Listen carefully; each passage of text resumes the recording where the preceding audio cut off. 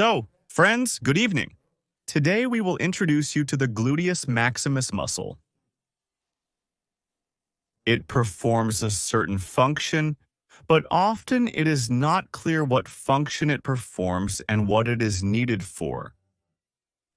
Many exercises exist to increase the volume of the large gluteal muscle.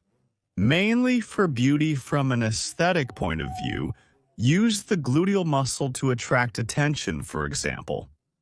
But the function of the gluteal muscle is not only to please the eye, for example, but it also has another role.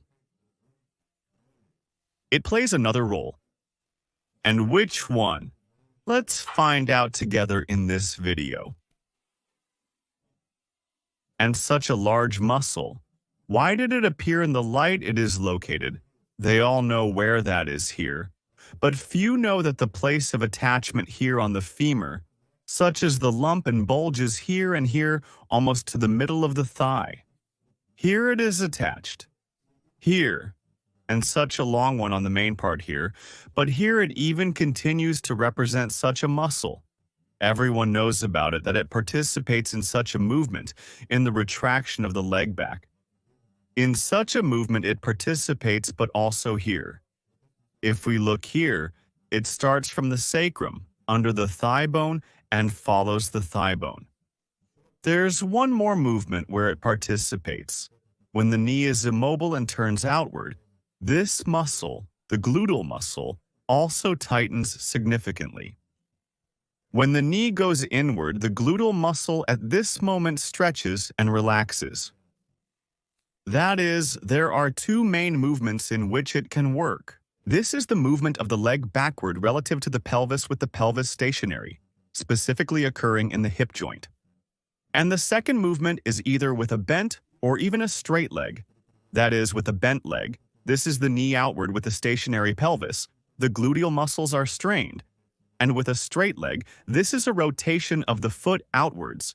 The gluteal muscle is strained. Or conversely, rotate the heel inward, with the toe fixed. These are the main movements during which the gluteal muscles work.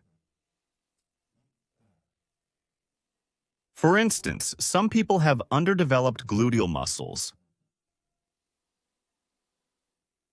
Why is it so? Although there are those who have them developed, even though, for example, they themselves do nothing for this. What's the reason? We are talking specifically about muscle now, not about fat, which also bulges with these. The gluteus muscle, its main work is 24 hours a day, but most of the time it works specifically during movement. It works during a step. And there are two options. You can bend with the use of the gluteus muscle or without using the gluteus muscle. If you want to take a step so that your gluteus muscle, to engage it, you need to take a step in such a way that the pelvis remains in place. If schematically these 2 points, you need to step in such a way that they remain in the same position as they were before the start of the step.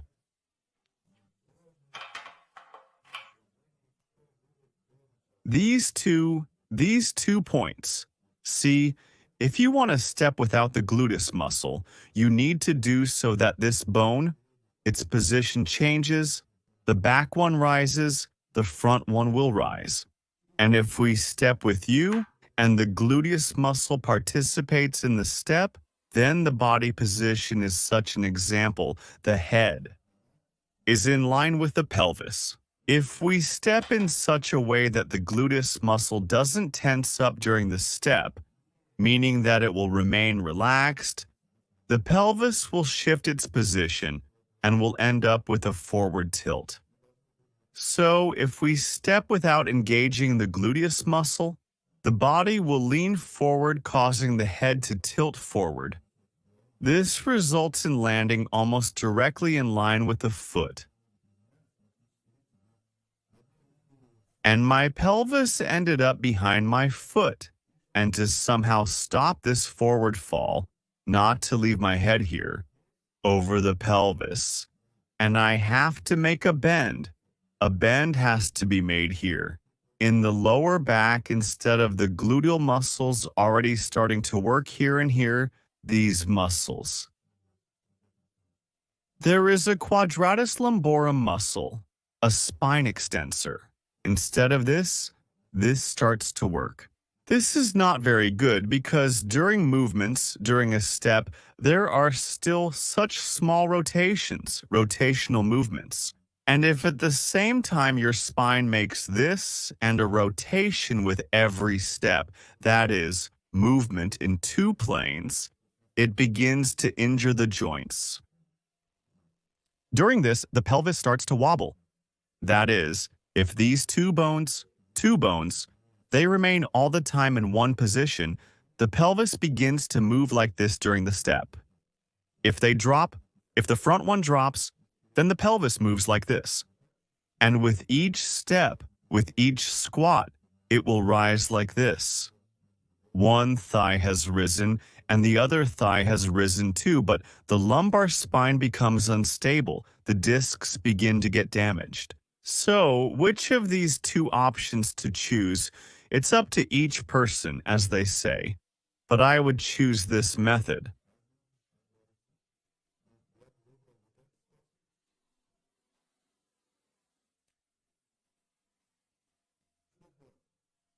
So it would be like this, not like that. To specifically strain the berry, yes. During the step, no, it won't work. Well, you can try, but no, it won't work. That is, if you're going to walk and try to specifically strain the gluteus during each step. Instead of, in general, if you specifically strain the gluteus maximus, remember, we discussed this movement. Yes, you'll notice the foot will turn like this. So, with each step, as you take a step, the foot will turn like this, resulting in this position of the foot, which is also not very good. Well, it's not bad as such, but it's not very good either. That is, when such a position of the foot starts, it interferes with the muscles of the stomach to work. These appear as-successive inclinations from side to side, and the stomach gradually begins to bulge forward. To strain the lower part of the stomach, especially to strain the gluteus, is not suitable, because it just unfolds. It strains, relieving the load from the lower back for a while, but then another pain starts slightly higher due to instability. So, what should you do to engage the buttocks without involving the lower back? The key is to focus on proper activation right here. This movement should be correct. That is, why the head is falling forward here, why it turns out here, here above, or even in front of the front stop during the step. Here the back foot always rests on the toe, and as you see, it causes me to fall forward. However, if during the step this foot is placed forward and the foot bends at the same time, there won't be such a fall. In here, the muscles on the front surface of the shin, like the gastrocnemius muscle and the anterior gastrocnemius muscle, manage to work in the step if you made this movement during the step. That is, you see, you stop yourself with this movement. That is, due to the fact that the foot is pulled up. You don't fall forward like this. And at the moment when the foot is already on the toe, you already move to the center of gravity.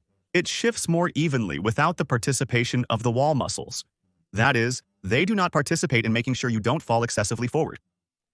If this movement is not there, then you start to fall too much forward. And the next step will also occur with a fall forward. The tail begins to lag behind the head. In general, to engage the gluteus, you need to make it so that during each movement, this muscle, which lifts your foot, has time to work. Then you will be able to take a step without falling forward. And if it doesn't work, you will start to lag behind. That's how much it doesn't work. That is, it can even pull you to the side like this because there is no such movement. So in this way, you need to engage this muscle. The exercise to do this is not difficult. Sometimes the shortened piriformis muscle interferes with the work of this muscle, and it needs to be stretched. One of the exercises that you can do is to stand up, for example, to the wall, let's say, right? Here, for instance, a wall. So you place your foot like this, here against the wall. You can even stand on tiptoe, like this, once you've placed it, and here against the wall. That is, you can even position your back foot on tiptoe, like this. And as you do so, you can feel the stretch in your muscles. Simultaneously with the muscle, that is, first this exercise, you did around the wall. Here and you hold on, right? So then, try to do it without the wall. You can also hold on to something, place your foot, and put your back foot on tiptoe. At the same time, try not to let your front foot drop too early. This movement will then naturally appear in your step, so you won't have to overexert by pulling your foot too hard towards you. In the exercise, you exaggerate this movement slightly so that it happens correctly during the step. The next step is to synchronize these two movements.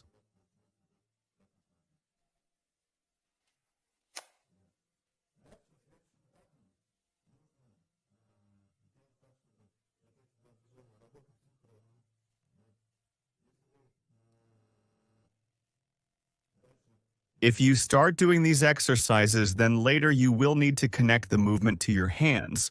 But you need to start exactly with the fact that you need to stretch the calf muscle a little bit along the length. Those who will do the exercises on the channel need to start the exercise with the same stretching of the calf muscles. But there is more, and I will show in detail.